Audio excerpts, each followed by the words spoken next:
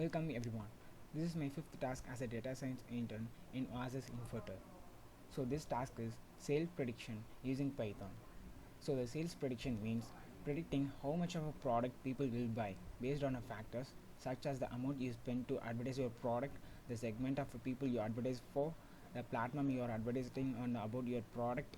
Typically, a product and a service based business always need a data scientist to predict the future sales with every step they take to manipulate the cost of advertising their product.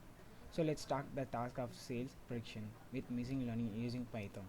So this is it.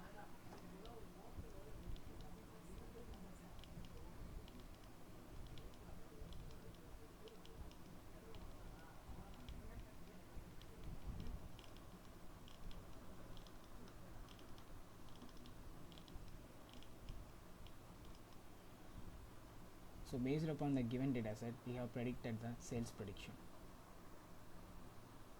Thank you.